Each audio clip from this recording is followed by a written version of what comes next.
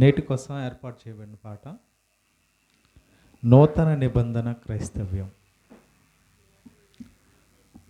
నూతన నిబంధన క్రైస్తవ్యం. నూతన నిబంధన అంటే క్రొత్త నిబంధన. క్రొత్త అని ఎప్పుడు అంటామంటే పాతది ఉంటే కొత్త అంటాం. కొత్త బట్టలు అన్నామంటే ఏమున్నట్లుగా? పాత బట్టలు కూడా ఉన్నట్టుగా. క్రొత్త సంవత్సరం అన్నామంటే పాత సంవత్సరం కూడా ఉందని. మరి క్రొత్త నిబంధన లేదా నూతన నిబంధన క్రైస్తవ్యం అన్నామంటే పాత నిబంధన కూడా ఉంది. క్రొత్త నిబంధనలో ఉన్నది మనకు అర్థం కావాలంటే పాత నిబంధన అర్థం కావాలి. పాత నిబంధనలో ఉన్న భక్తులు లేదా వాటిని పాటించిన ఇశ్రాయేలీలు వారి ఆజ్ఞలు కట్టడలు మనకు అర్థమైతే క్రొత్త నిబంధనలో క్రైస్తవులు ఎలా ఉండాలో అన్న సంగతి మనకి అర్థమవుతుంది. ఉదాహరణగా ఒక సందర్భాన్ని మీకు చెప్తాను. ఒక విషయాన్ని దేవుడు సమర్పణ లేదా అర్పణ లేదా కానుకల గురించి దేవుడు చెప్పాడు. కయ్యని హేబేలు అర్పణలు అర్పించేటప్పుడు శ్రేష్టమైనవి అర్పించిన అర్పణ, మోషే కాలంకి వెళ్ళేసరికి దశంభాగం, ఆ తర్వాత యేసుక్రీస్తు కాలంలో ఒక విధవరాలు పేద విధవరాలు తనకున్నదంతా ఇవ్వడం, అపోస్తుల కాలంకి వచ్చేసరికి తమను తామే సజీవ యాగంగా అర్పించుకోవడం. అంటే కాలం మారుతున్న కొలది ఇచ్చే అర్పణ విధానం అనేది మారిపోతుంది.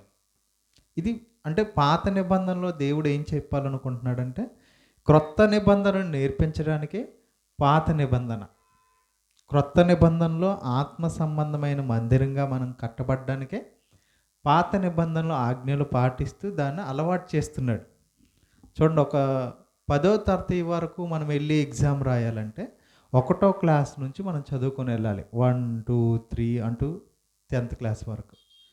అప్పుడు మనకి మెయిన్ ఎగ్జామ్, పబ్లిక్ ఎగ్జామ్ అనేది ఒకటి పెడతారు. అంటే ఒక్కొక్క క్లాస్ ద్వారా మొదటి క్లాస్లో నెంబర్స్ నేర్పిస్తారు, సెకండ్ క్లాసెస్ వెళ్ళేసరికి మ్యాథమెటిక్స్ సంబంధించిన వాటన్నిటిని నేర్పిస్తుంటారు, ఎక్కాలంటారు కదా దాన్ని.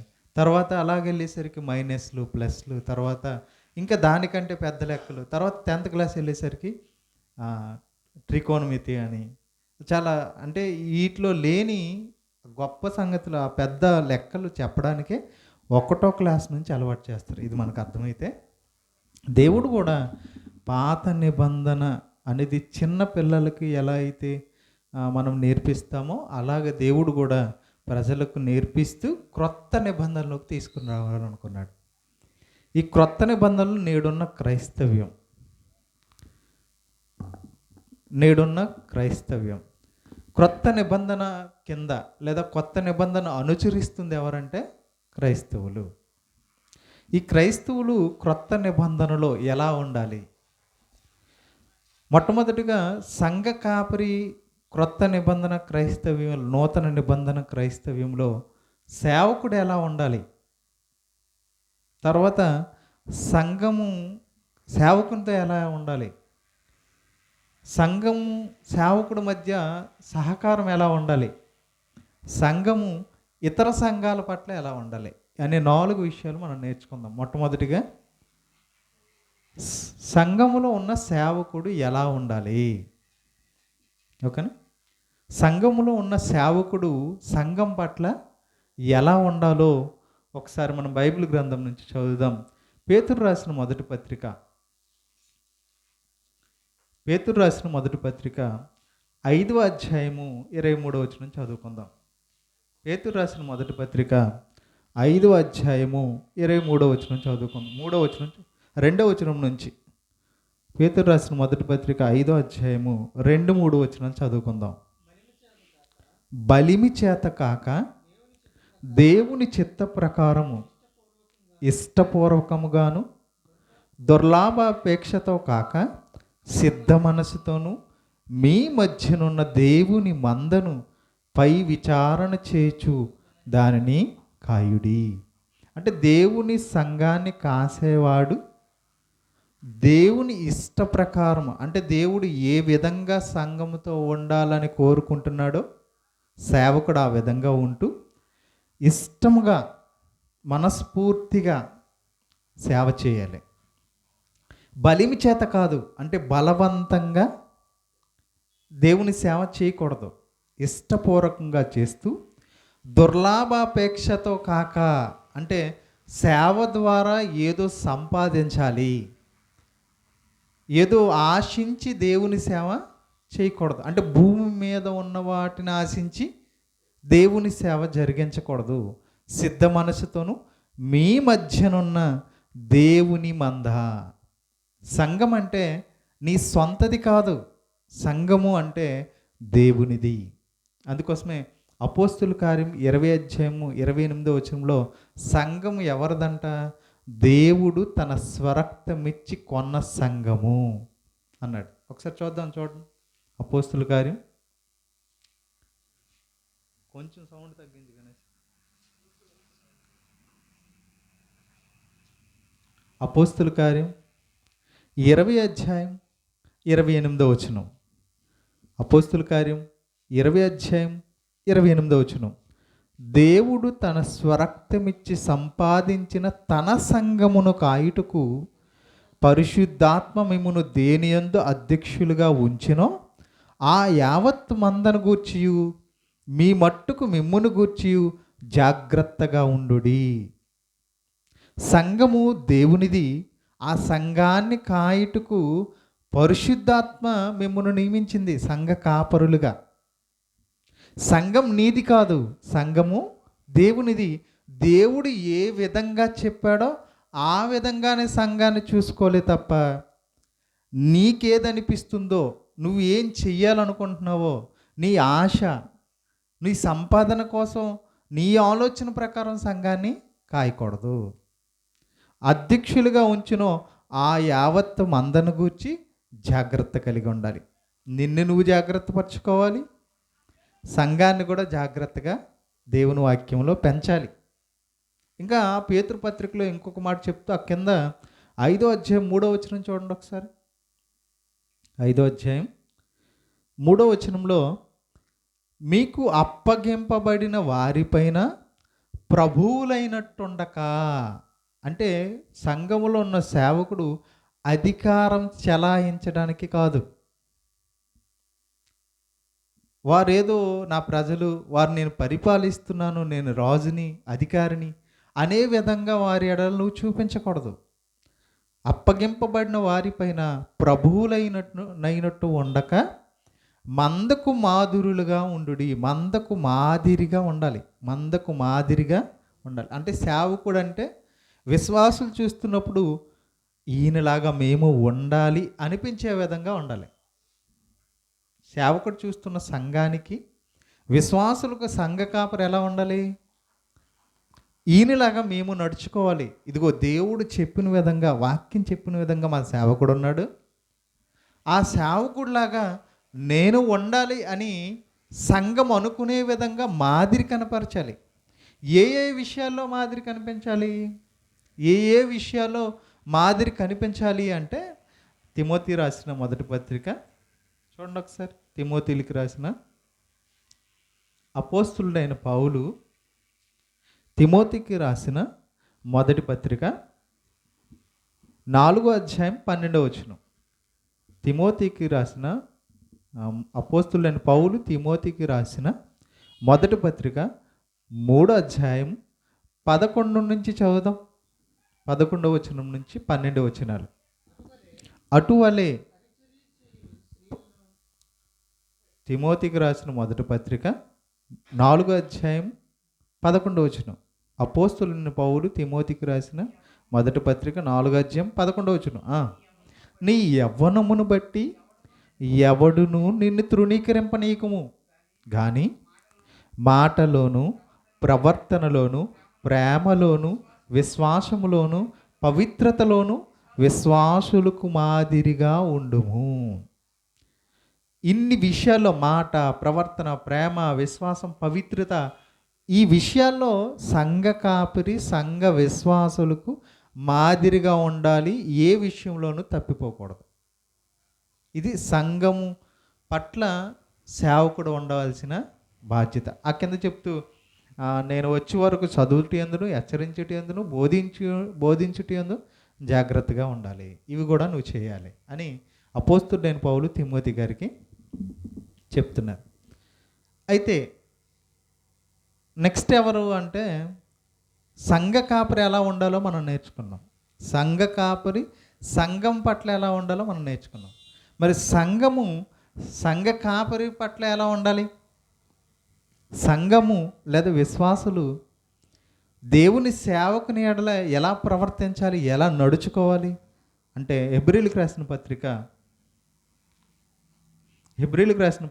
13వ అధ్యాయము, హెబ్రీయులకు రాసిన పత్రిక 13వ అధ్యాయము 17వ వచనం నుంచి చదువుదాం. హెబ్రీయులకు రాసిన పత్రిక, అపోస్తలుడైన పౌలు హెబ్రీయులకు రాసిన పత్రిక 13వ అధ్యాయం 17వ వచనం చదువుకుందాం. మీ పైన నాయకులుగా లేదా సంఘాన్ని కాసే కాపరిగా సేవకుడిగా ఉన్నవారికి, మీ పైన నాయకులుగా ఉన్నవారు లెక్క ఒప్ప చెప్పవలసిన వారి వలె మీ ఆత్మలను కాయుచున్నారు. వారు దుఃఖముతో ఆ పని చేసిన ఎడల మీకు నిష్ప్రయోజనము గనుక దుఃఖముతో కాక ఆనందముతో చేయనట్లు వారి మాట విని వారికి లోబడి ఉండుడి. ఇదిగో మీ సంఘముగా విశ్వాసులుగా ఉన్నవారు సంఘ కాపరి పట్ల ఎలా ఉండాలంటే, మీ పైన వారు లెక్క చెప్పవలసిన వారే ఉన్నారు. మీ ఆత్మలు కాయిచున్న వారు దేవుని ఎదుట మీ గురించి లెక్క చెప్పాలి. అంటే ఎందుకు లెక్క చెప్పాలి? వారు తప్పిపోతున్నారంటే నీ ప్రవర్తన ఒకవేళ బాగలేకపోయినా తప్పిపోతారు. అంటే ప్రతి విషయంలో మిమ్మల్ని గూర్చి దేవునికి లెక్క చెప్పే బాధ్యత ఎవరికి ఉంది? సేవకుడికి ఉంది. ఆయన అన్ని మంచి చేస్తున్నా కూడా వారి మాట వెనక, సేవకుల మాట వెనక, వారు చెప్పింది చెయ్యక, వారికి లోబడక ఒకవేళ సంఘములో ఉన్నవారు ఉన్నారా? అయితే మీ భక్తి నిష్ప్రయోజనం అన్నాడు. అంటే ప్రయోజనం లేనిది మీ సేవ, మీ పని నిష్ప్రయోజనమైనదంట. చూడండి, మళ్ళీ చదువుతున్నాను. వారు మీ పైన నాయకులుగా ఉన్నవారు లెక్క చెప్పవలసిన వారి వలె మీ ఆత్మలను కాయిచున్నారు, మీ ఆత్మలను కాస్తున్నారు. వారు దుఃఖముతో ఆ పని చేసిన ఎడల. ఎప్పుడు సేవకులు దుఃఖంతో పనిచేస్తారు చెప్పండి? ఎప్పుడైతే వారు ఎన్ని చెప్పినా వినకుండా సేవకుడు మాటలు లెక్క చేస్తారా చెప్పండి? దేవుని మాటలు చెబుతున్న సేవకుని మాట వింటారా? దేవునికి లోబడి ఉండుడి అని మాట మేము విన్నాం కనుక దేవునికి లోబడతాం. సేవకుడికి ఎందుకు లోబడాలి? దేవుడు ఏమంటున్నాడంటే, దేవుని తరపున మిమ్మల్ని నిలబెట్టింది పరిశుద్ధాత్మ దేవుడు. మీరు నాకు మాత్రమే లోబడ్డం కాదు, నా మాటలు చెబుతున్న సేవకుని కూడా మీరేం చేయాలి? లోబడి ఉండాలి. లోబడి ఉండడం అంటే ఏంటి? దుఃఖముతో కాక ఆనందముతో చేయనట్లు వారి మాట విని అంటే ఎవరి మాట వినాలి? సంఘం సేవకుడు మాట వినాలి. యథార్థంగా దేవుడు చెప్పిన విధంగా సేవ చేస్తున్న సేవకుల మాట వినాలి. ఎవరు అంటే సంఘంలో ఉన్న విశ్వాసులంతా దేవునికి ఎలా అయితే లోబడి ఉంటారో అలాగే దేవుని సేవ చేస్తున్న సేవకుడు కూడా లోబడి ఉండాలి. ఒకవేళ వారి మాట వినకుండా మీరు అనుకున్న దాన్ని చేస్తూ ఒకవేళ ఉంటే, ఇంతకుముందే ప్రసంగి గ్రంథంలో ఒక మాట చదువుకున్నాం. యవ్వనుడా, నీ యవ్వన కాలం ముందు సంతోషించు, నీ కోరిక చొప్పున నీ హృదయములో ఉన్న సంతోషాన్ని బట్టి నీ ఆలోచన ప్రకారం చెయ్యి. అయితే వీటన్నిటిని బట్టి తీర్పు దినమున లెక్క చెప్పాలి. ఆయన ఎదుటి నిలబడతావు. ఇప్పుడు సేవకుడు చెప్తున్నా వినట్లేదు అనుకో, నువ్వు తర్వాత నా ఎదుటి కాదు, నాకు ఏదో కారణం చెప్పేస్తావు, కానీ ఎవరి ఎదుటి నిలబడాలి నువ్వు? అది అంటే ఇక్కడ ఎదురుగా కనిపిస్తున్న సేవకుడు మాట వినను నువ్వు, కనిపించని దేవుని మాట వింటావా, ఆయనకు లోబడతావా? మరి ఇక్కడ చెబుతున్న మాటలు కూడా ఎవరివి? అంటే దేవుడి మాట చెబుతున్నా నువ్వు లోబడట్లేదంటే మరి దేవుడు అదే చెప్తున్నాడు, లోబడి ఉండు లేకపోతే నిష్ప్రయోజనం అంటున్నాడు. ఓకేనా? అంటే సేవకుడు మిమ్మల్ని చూస్తే ఏం కలగాలి అంటే ఆనందం రావాలి మిమ్మల్ని చూస్తే. సంఘాలలో విశ్వాసం చూస్తున్నప్పుడు సేవకుడు ఏం చేయాలంట? సంఘంలో ఉన్నవారిని చూసి సంతోషించాలి. ఎప్పుడు సంతోషిస్తాడు? ఎప్పుడైతే సేవకుడు ఎప్పుడు సంతోషిస్తాడో తెలుసండి? ఎప్పుడు సంతోషిస్తాడో తెలుసా? ఒకసారి యోహాను పత్రిక చదువుదాం. ఎప్పుడు సేవకుడు సంతోషిస్తాడో అక్కడ రాయబడింది.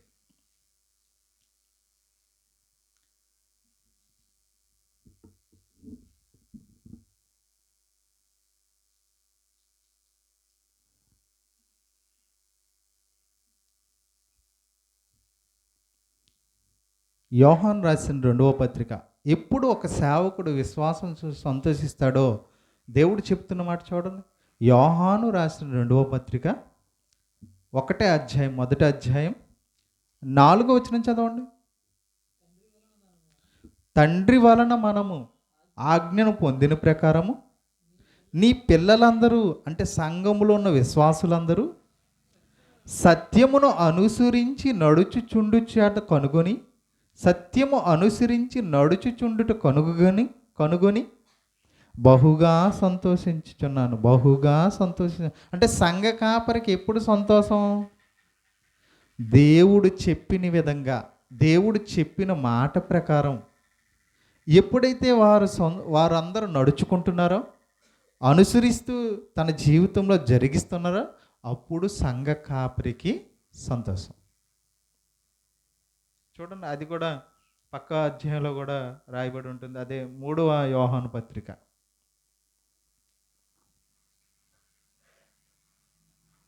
యోహాను రాసిన 3వ పత్రిక 1వ అధ్యాయం 3వ వచనం, 3-4 వచనాలు. యోహాను రాసిన 3వ పత్రిక 1వ అధ్యాయం 3-4 వచనాలు. నీవు సత్యమును అనుసరించి నడుచుకునిచున్నావు గనుక సహోదరులు వచ్చి నీ సత్య ప్రవర్తన గూర్చి సాక్ష్యం చెప్పగా విని బహుగా సంతోషించితిని. నా పిల్లలు సత్యమును అనుసరించి నడుచుకునుచున్నారని వినుట కంటే నాకు ఎక్కువైన సంతోషము లేదు. అంటే సేవకుడు సంఘాన్ని చూస్తున్నప్పుడు, సంఘములో ఉన్న విశ్వాసులు వాక్యానుసారంగా బ్రతుకుతున్నప్పుడు, దేవుని మాటలకు లోబడి బ్రతుకుతున్నప్పుడు సంఘ కాపరికి సంతోషం. ఒకవేళ నడవట్లేదు అనుకోండి, సంఘ కాపరి దుఃఖపడతాడు. దుఃఖపడితే మీ భక్తి నిష్ప్రయోజనం. ఓకేనా? అంటే సంఘ కాపరి ఎడల సంఘం ఎలా ఉండాలో నేర్చుకున్నాం. ఇప్పుడు సంఘ కాపరి సంఘం ఏ విధంగా సహాయం చేసుకోవాలి, సంఘ కాపరి ఎడల సహకారం ఏ విధంగా అందించాలి? కొరింథీయులకు రాసిన 2వ పత్రిక, కొరింథీయులకు రాసిన 2వ పత్రిక 11వ అధ్యాయము. కొరింథీయులకు రాసిన 2వ పత్రిక 11వ అధ్యాయము 7, 8, 9 వచనాలు చదువుకుందాం. 7, 8, 9 వచనాలు. కొరింథీయులకు రాసిన 2వ పత్రిక 11వ అధ్యాయము 7, 8, 9 వచనాలు చదువుకుందాం. నేను మిమ్మును హెచ్చింపవలనని మీకు దేవుని స్వార్థను ఉచితంగా ప్రకటించుచు నన్ను నేనే తగ్గించుకొనినందున పాపం చేసి తినా? ఏమంటున్నాడు? మీకు దేవుని స్వార్థను ఉచితంగా ప్రకటించుచు నన్ను నేనే తగ్గించుకొనినందున పాపం చేసి తినా? 8వ వచనం. మీకు పరిచర్య చేయుటకై నేను ఇతర సంఘముల వలన జీతం పుచ్చుకొని వారి ధనము దొంగిలిన వాడినైతిని అంటున్నాడు పౌలు గారు. పౌలు గారు ఏం చేశారంట? దొంగతనం చేశాడంట. నేను దొంగిలిన వాడినైతిని. పౌలు ఏ విషయంలో దొంగిలి వాడిని అయ్యాడు అని ఆయన చెప్పుకుంటున్నాడు అంటే, సేవ నేను ఒక దగ్గర చేస్తే నాకు సహాయమే ఇంకొక సంఘం నుంచి వస్తుంది. నేను సువార్త పని ఒక దగ్గర చేస్తే, వాక్యం ఒక దగ్గర ప్రకటిస్తే, నేను ప్రయాణం చేయడానికైనా, ఆహారం తినడానికైనా, వస్త్రాలు ధరించడానికైనా కావలసిన ఆర్థిక సహాయం వేరే సంఘం నుంచి వస్తుందంట ఆయనకి. ఆ విధంగా నేను మీకు ఉచితంగా ప్రకటిస్తున్నాను కొరింథీయులారా, కానీ దేవుని ఎదుట నేను దొంగిలివాడిని. ఏ విషయంలో దొంగిలివాడిని? ఇదిగో నన్ను పోషిస్తున్నది ఎవరో తెలుసా? వేరొక సంఘం. ఏటా సంఘం? 9వ వచనం. మరియు నేను మీ యొద్ద ఉన్నప్పుడు నాకు అక్కర కలిగి ఉండగా, నాకు అవసరతలు కలిగి ఉండగా, నేను ఎవరి మీదనూ భారం మోపలేదు. మీ సంఘం మీద, కొరింథీ సంఘం మీద నేను ఎవరికి భారం మోపలేదు, భారంగా ఉండలేదు. మాసిదోనియా నుండి సహోదరులు వచ్చి నా అక్కర తీర్చిరి. నాకు అవసరమైనవన్నీ మాసిదోనియా సంఘం కొరింథీలో ప్రకటిస్తుంటే ఎవరు సహాయం చేస్తున్నారంట? పౌలు గారికి మాసిదోనియా సంఘం వారు సహాయం చేస్తున్నారు. అక్కర తీర్చిరి. ప్రతి విషయంలో నేను మీకు భారంగా ఉండకుండా జాగ్రత్త పడి తిని ఇక ముందును జాగ్రత్త పడుదును అంటున్నాడు. అంటే సంఘంలో ఉన్న సేవకుడికి వారి పోషణ, సహకారం ఎవరు చేయాలి అంటే ఆ సంఘపు వారే చేయాలి.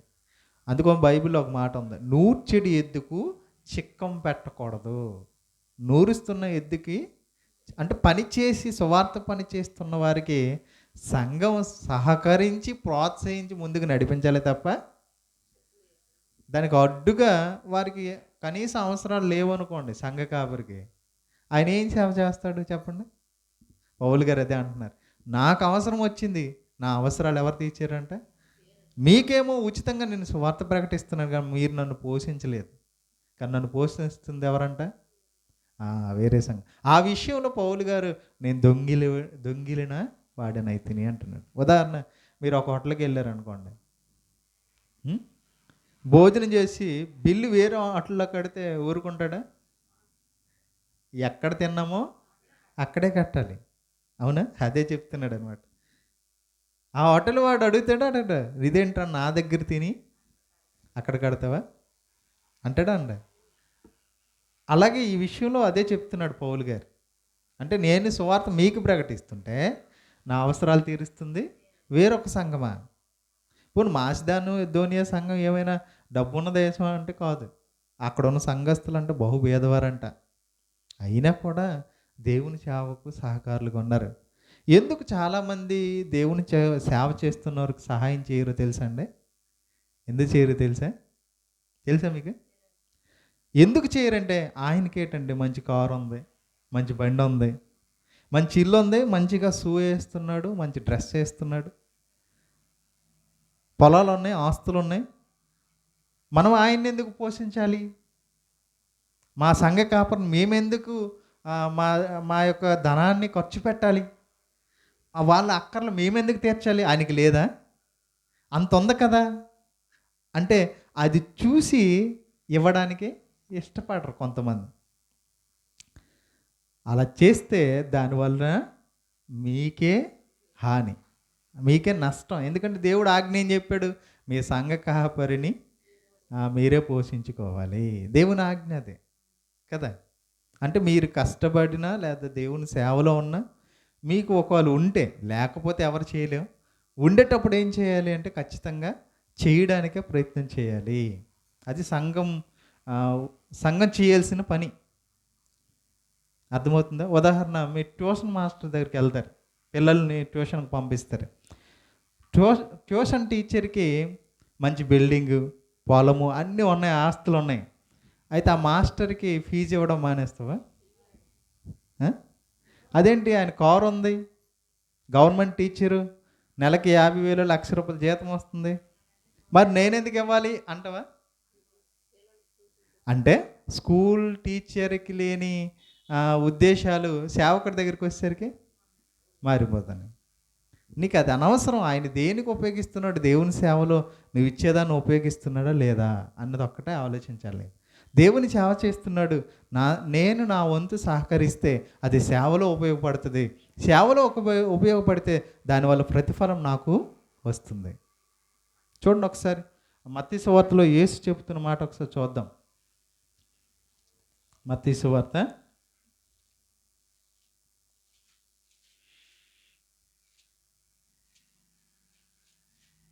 10వ అధ్యాయము.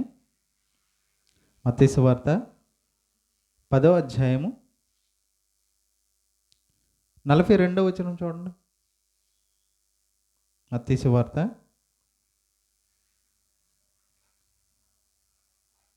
10వ అధ్యాయము 42వ వచనం. మరి శిష్యుడని ఎవడు ఈ చిన్నవారిలో ఒకనికి గిన్నెడు చన్నీళ్లు మాత్రం త్రాగనిచ్చునో వాడు తన ఫలము పోగొట్టుకొనడని నిశ్చయంగా మీతో చెప్పుచున్నా. అంటే దేవుని నామాన్ని బట్టి, క్రీస్తు నామాన్ని బట్టి, క్రీస్తు కోసం ఎవరైనా వస్తే, వాళ్ళకి ఇస్తే, మీరు చేస్తే ఏమంటున్నాడు దేవుడు? గిన్నెడు చన్నీళ్ళు ఇచ్చినా దాని ప్రతిఫలం పోగొట్టుకోరు. మరి సంఘ కాపరి ఎన్ని చేస్తున్నాడు? వచ్చి వెళ్ళిపోతున్నాడా? నీ బ్రతుకు కాలం అంతా నీకు వాక్యాన్ని బోధిస్తున్నాడా? అంటే నీకు ఎంతో సహాయం చేస్తున్నాడు. తన నామాన్ని రావడం కాకుండా దేవుని కోసం బ్రతుకుతున్నాడు. అలాంటి వారికి మీరు చేశారా? ఏది చేసినా దాని ప్రతిఫలాన్ని పోగొట్టుకోరు. వాళ్ళు ఎలా ఉన్నారో పక్కన పెట్టు. నీ సేవ చేస్తున్నాడు కనుక నీకు ప్రతిఫలం రావాలంటే నువ్వు దేవుని సేవకునికి సహాయం చేయాలి. ఆర్థికంగా కానీ ఆత్మీయ మీరు వాక్యంలో ఉండడము సహాయమే, అంతే కదా. ఇప్పుడు బాధపడకుండా సేవకుడు పని చేస్తున్నాడంటే సంఘం బాగుంటే అంతకన్నా ఇంకేం కావాలి? సత్యంలో నిలబడి ప్రతి దేవుని మాటకు లోబడి, సంఘ కాపరి మాటకు లోబడి పరిచర్య చేస్తున్నారు అనుకో సంఘం, ఆయనకి మీరు ఆర్థిక సహాయం చేయకపోయినా ఆత్మీయంగా చాలా సంతోషిస్తాడు. అంతేనా?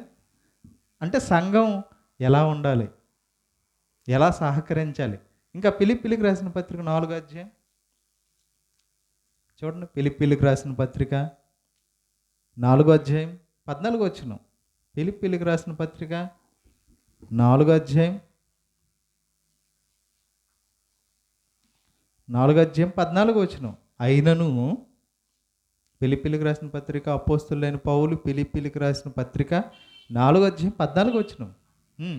అయినను నా శ్రమలో మీరు పాలు పుచ్చుకొనినది మంచి పని. ఫిలిప్పీలారా, చూసారా? ఫిలిప్పీలారా మీరేంటి, మీకు ఆయనకు చెప్తున్నారు, మీరు నా శ్రమలో మీరు పాలు పుచ్చుకుంటే మంచి పని, మంచి పని. అంటే సంఘము, సేవకుడు శ్రమల్లో ఉంటే సేవకుడికి ఏం చేయాలి? శ్రమలో పాలు పుచ్చుకోవడం. అంటే వాళ్ళకి శ్రమ వస్తే దాన్ని తీర్చడానికి సంఘం ప్రయత్నం చేస్తే అది మంచి పని అని దేవుడు అపోస్తలుడైన పౌలు ద్వారా చెప్తున్నాడు. ఓకేనా? ఆ కిందన ఫిలిప్పీ సంఘంలో అది ఉంది అని చెప్తున్నాడు. ఇచ్చే విషయంలో కానీ పుచ్చుకునే విషయం లాంటి విషయాల్లో సంఘం బాగుంది అంటున్నాడు. అంటే అలా ఉండాలి సంఘం కూడా. శ్రమల్లో ఏం చేయాలంటే వాళ్ళతో పాటు మనం పాలి భాగస్తులై ఉండాలి. ఓకే, సంఘము ఎలా ఉండాలి, ఏ విధంగా సహకారం చేయాలి విన్నాం. సంఘము ఇతర సంఘాల పట్ల ఏ విధంగా సహాయపడాలి, సంఘము ఇతర సంఘాల పట్ల ఏ విధంగా ప్రవర్తించాలి లేదా ఉండాలి. అపోస్తుల కార్యం 11వ అధ్యాయం 29వ వచనం చూడండి.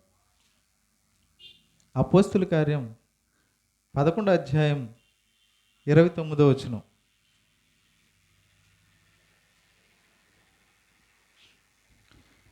అపోస్తుల కార్యం 11వ అధ్యాయం 27 నుంచి మనం చదువుదాం. 27 నుంచి. ఆ దినముల యందు ప్రవక్తలు యెరూషలేము నుండి అంతియొక్కకు వచ్చిరి. వారిలో అగబు అను ఒకడు నిలవబడి భూలోకమంతట గొప్ప కరువు రాబోచున్నదని ఆత్మ ద్వారా సూచించెను. అది క్లౌదియా చక్రవర్తి కాలమందు సంభవించెను. అప్పుడు శిష్యులలో ప్రతి వాడును తన తన శక్తి కొలది యోదయలో కాపురం ఉన్న సహోదరులకు సహాయం పంపుటకు నిశ్చయించుకొనెను. వీళ్ళు ఎక్కడి వారు? ఆ శిష్యులు ఎక్కడున్నారు అంటే అంతియొకయలో ఉన్నారు. అక్కడున్న శిష్యులు అంట ప్రతి వాడు తన తన శక్తి కొలది యోదయలో కాపురం ఉన్న సహోదరులకు సహాయం పంపారంట. అంటే ఈ సంఘపు వారు మరొక సంఘానికి సహాయం పంపిస్తున్నారంట. అంటే మన సంఘం కూడుకున్న వారిలో ఎవరైనా ఇవ్వగలిగే ఉన్నవారు ఏం చేయాలి అంటే వేరొక సంఘములో ఎవరైనా భేదలు అనిపించినా, వాళ్ళకి అవసరత ఉందని తెలిసినా ఒక సంఘం వారు మరొక సంఘానికి సహాయం పంపించాలి. సంఘము ఇతర సంఘాల పట్ల ఇటువంటి మనస్సు కలిగి ఉండాలి. ఇంకొక వాక్యం చదువుదాం. రోమపత్రిక 15:26. రోమపత్రిక 15:26. రోమపత్రిక 15:26. 25 నుంచి చదువుదాం. అయితే ఇప్పుడు పరిశుద్ధుల కొరకు పరిచర్య చేయుచు యెరూషలేమునకు వెళ్ళుచున్నాను. అనగా యెరూషలేములో ఉన్న పరిశుద్ధులలో బేదలైన వారి నిమిత్తము మాసిదోనియా వారును అకియా వారును కొంత సొమ్ము చందా వేయ నిష్టపడిరి. ఏం చేశారంట? ఇతర సంఘాలను, ఇగో నేను యెరూషలేములో ఉన్న పరిశుద్ధులు వారు బేదవారు, వాళ్ళ కోసం నేను వెళ్తున్నాను. అయితే ఈ మాసిదోనియా వారు అకియా వారు ఏం చేశారంట? కొంత సొమ్ము చందా వేశారంట వాళ్ళకి ఇవ్వడానికి. ఎందుకు? ఆ సంఘంలో ఎవరున్నారు?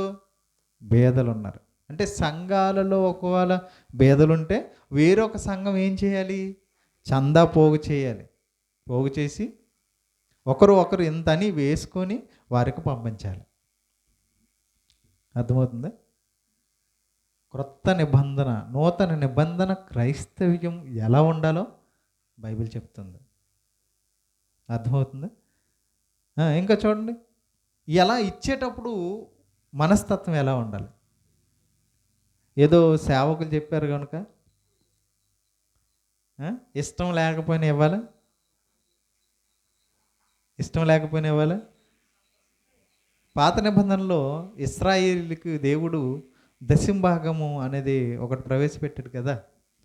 వాళ్ళు ఖచ్చితంగా ఇవ్వాలా? ఇష్టం లేకపోయినా ఇవ్వాలా? ఇవ్వద్దా? ఇశ్రాయేలులు ఖచ్చితంగా ఏం చేయాలి? 12 జాతుల వారు, 12 గోత్రముల వారు ఏం చేయాలి? ఖచ్చితంగా లేవీయులకి ఆజ్ఞది.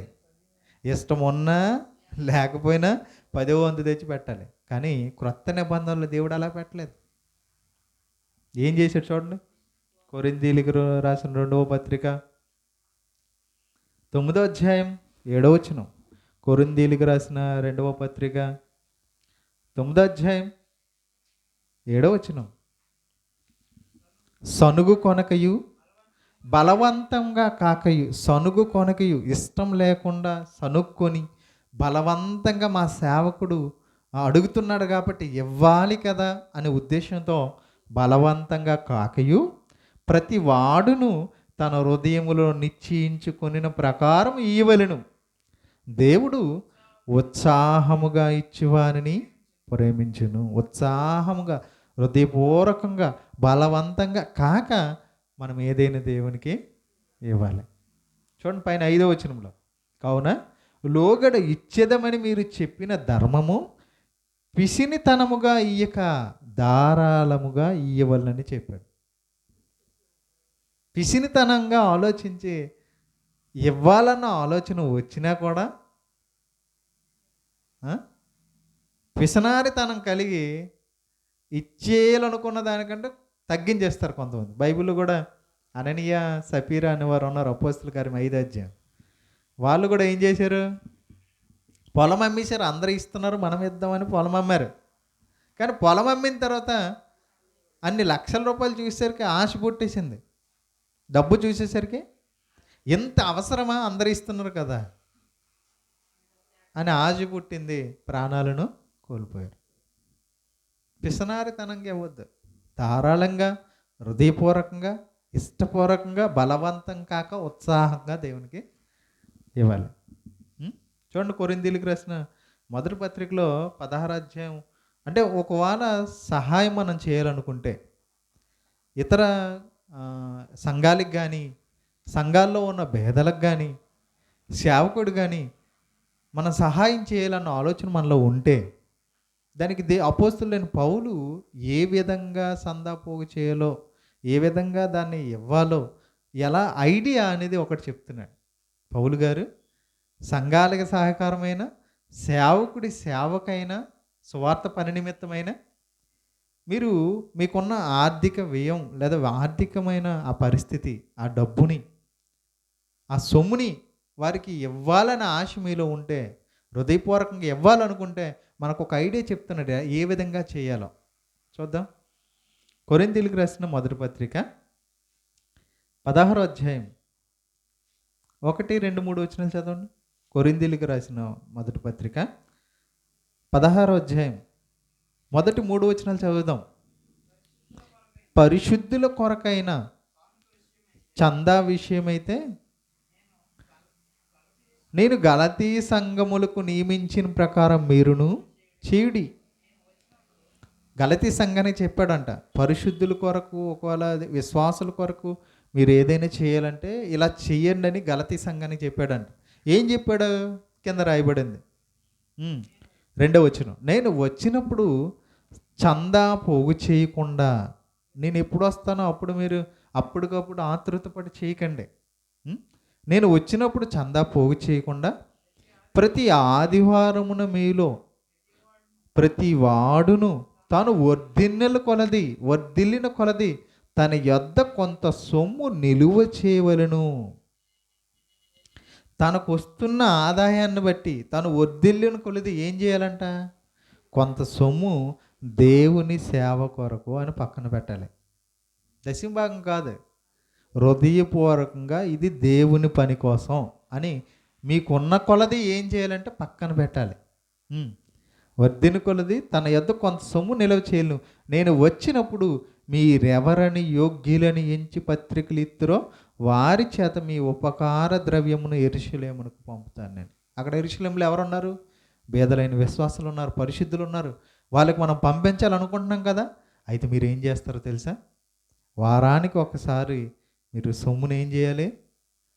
ఒక సైడ్న పెట్టండి, ఒక పక్కన పెట్టండి. వాటిని తన యొద్ద కొంత సొమ్ము నిల్వ చేయండి, స్టోరేజ్ చేయండి, దాయండి. దాసి నేను ఎప్పుడైతే వస్తానో అప్పుడు మీరు అదంతా నాకు ఇవ్వండి. అంటే ఇతరులకు సహాయం చేయడానికి ఏం చేయమంటున్నాడు? బ్యాంకులో దాచుకుంటాం కదా. ఎవరి కోసం? సేవకుల కోసమా? విశ్వాసాల కోసమా? లేదు, మన భవిష్యత్తు కోసం ఆలోచించి మనం దాచుకుంటాం. కానీ అపోస్తలుడైన పౌలు సంఘానికి ఏం చెప్తున్నాడు? మీరు ఇతరులకి సహాయం చేయడానికి వాటిని పోగు చేయండి. అలా ఎవరైనా దాస్తామా? కష్టమా కదా. అక్కడ కింద 3వ వచనంలో నేను వచ్చినప్పుడు మీరెవరని యోగ్యులని అంటే అంత దాసిన సొమ్ము ఎవరి చేత పంపించాలనుకుంటున్నారు? యోగ్యులైన వారి చేత. ఒకవేళ ఎంత కష్టపడి పోగు చేసిన తర్వాత ఆ తీసుకునేవాడు, తీసుకెళ్ళేవాడు యోగ్యత లేదనుకో, ఈ డబ్బు అంతా వృధాగా అయిపోతుంది. అంటే ఒక డబ్బును దాచే విధం లేదా పంపించే విషయంలోనే ఎంత యోగ్యత, అర్హత ఉండాలంటున్నాడు దేవుడు. అలాగే మనం ఇస్తున్న సేవకుడికి కూడా ఆయనకు కూడా యోగ్యత ఉండాలి.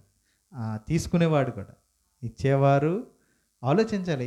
నేను ఇస్తున్నది నేను దేవుని పనిలో ఉపయోగించబడుతుందా? వారు స్వలాభం కోసం లేదా దుర్లాభాపేక్షతో వాళ్ళు సంపాదించుకోవాలని చూస్తున్నారా? సేవ నిమిత్తమే సేవకుడు ఉపయోగిస్తున్నాడా అని ఖచ్చితంగా పరిశీలించి, ఖచ్చితంగా దేవుని స్వార్థ సత్యముగా బోధిస్తూ, సత్యంగా దేవుని మాటలు ప్రకటిస్తూ, దుర్లాభాపేక్షతో కాక హృదయపూర్వకంగా దేవుని సేవ చేస్తున్న వారికి ఈ సహకారాన్ని అందించాలి. ఓకేనా? ఈ విషయంలోనే కాదు, బోధ విషయంలో కూడా తిమోతి గారికి అపోస్తలుడైన పౌలు చెప్తూ, చాలామంది చర్చిల్లో మా సేవకుడు మాకు ఎప్పుడు వాక్యం చెప్పడానికి అవకాశం ఇవ్వడండి, ఎప్పుడు వాక్యం తానే చెప్తాడండి అని ఇలాగ అంటుంటారు. ఎందుకు ఆ ఉద్దేశం వారిలో పుడుతుంది? ఎందుకు ఆ సేవకుడు వాళ్ళకి ఇవ్వట్లేదంటే, కొంతమంది సేవకులైతే ఎక్కడ వీళ్ళకి ఇస్తే వీళ్ళు కూడా ఒక సేవ ప్రారంభించి మా సంఘాన్ని విడదీస్తాడేమో అని ఒక ఉద్దేశం అయితే, రెండు ఇవ్వకపోవడానికి మరొక కారణం ఏంటంటే, వాళ్ళ మీద ఈయనకి నమ్మకం లేకపోవడం. నిజంగా వీడు సేవ చేయగలడా? వీడికి సామర్థ్యం ఉందా? ఈ నా కళ్ళ ఎదుటే ఇలా ఉంటే వీడికి వాక్యం ఏమి ఇవ్వగలను నేను? అంతేనే కదా. ఈ సంఘాన్ని చూసుకునే క్వాలిటీస్ వీరిలో లేవు. ఒక ఉద్యోగం కావాలంటే ఊరికి నేస్తారా? కొన్ని ఎగ్జామ్స్ పెడతారు లేదా? అంటే ఒక ఉద్యోగం కోసమే ఎన్ని పరీక్షలు అయితే, మరి దేవుని సేవ చేయాలంటే మీలో ఏం కనిపించాలి సేవకుడికి? అపోస్తలుడైన పౌలు తిమోతికి చెప్తున్నాడు చూడండి. తిమోతికి రాసిన మొదటి పత్రిక తిమోతికి రాసిన మొదటి పత్రిక తిమోతికి రాసిన రెండవ పత్రిక 2వ అధ్యాయం 2వ వచనం. అపోస్తలుడైన పౌలు తిమోతికి రాసిన రెండవ పత్రిక 2వ అధ్యాయం 2వ వచనం. నీవు అనేక సాక్షులు ఎదుట నా వలన వినిన సంగతులను ఇతరులకు బోధించుటకు సామర్థ్యము గల నమ్మకమైన మనుష్యులకు అప్పగించము. సామర్థ్యం గల నమ్మకమైన మనుష్యులకు అప్పగించము అంటే బోధ చెయ్యాలి అంటే, నిలబడి నువ్వు వాక్యం చెప్పే స్థాయి నీకు దేవుడు సేవకుడి దగ్గర ఇవ్వాలంటే, నీ మీద సేవకుడికి ఏముండాలి? నమ్మకము, సామర్థ్యము. అంటే నిన్ను చూసినప్పుడు ఈయన యథార్థంగా ఉంటాడు. నీ మీద సేవకుడికి నీ ఆలోచన, నీ గురించి ఆలోచిస్తున్నప్పుడు ఈయన నా మాట వింటాడు, వాక్యానుసారంగా ఉంటాడు, సత్యంలో నడుస్తాడు, నమ్మకస్తుడు, యథార్థవంతుడు అని అనిపించాలి. 2 అవి ఉంటే సరిపోదు, వాక్యాన్ని చెప్పే సామర్థ్యం ఉందా లేదా చూస్తాడు. ఈ 2 చూసిన తర్వాత, సామర్థ్యము నమ్మకం చూసిన తర్వాత, అప్పుడు సేవకుడు వాటికి అవకాశం ఇస్తాడు. అంటే ఇవ్వకపోవడానికి కారణం ఏంటి?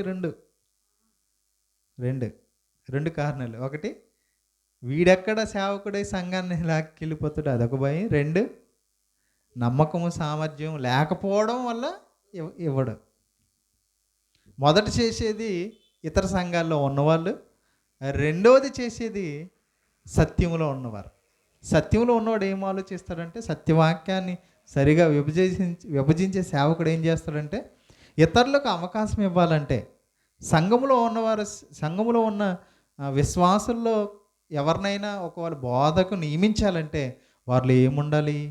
వారిని చూస్తున్నప్పుడు ఈయన నమ్మకం కలగాలి, ఈయన వాక్యం చెప్పగలడన్న సామర్థ్యం నీలో చూస్తేనే నీకు ఇస్తాడు. అది సత్యంగా నడుచుకునే సేవకుడైతే. ఓకేనా? అంటే మన పాఠం ఏంటి? నూతన నిబంధన క్రైస్తవం ఎలా ఉంటుంది, క్రైస్తవం ఎలా జరుగుతుంది. పాత నిబంధన విధానం వేరు, భక్తి విధానం వేరు. అది శరీర సంబంధమైనదని, ధర్మశాస్త్రం శరీర సంబంధమైన అని రాయబడింది అనమాట, శరీర సంబంధమైన ఆచారం. కానీ క్రొత్త నిబంధన ఆత్మ సంబంధమైనది. శరీర సంబంధమైన ఆలోచనలు ఉండవు ఇందులో. నూతన నిబంధన అంతా ఆత్మ సంబంధమైన ఆజ్ఞలే. మన ఆత్మను ఎలా కాపాడుకోవాలి, ఎలా సంఘంతో కలిసి ఉండాలి, సేవకుడితో ఎలా ఉండాలి, ఇవన్నీ. ఓకేనా? నూతన నిబంధన క్రైస్తవ్యం ఎలా ఉండాలి. ప్రార్థన చేసుకుందాం.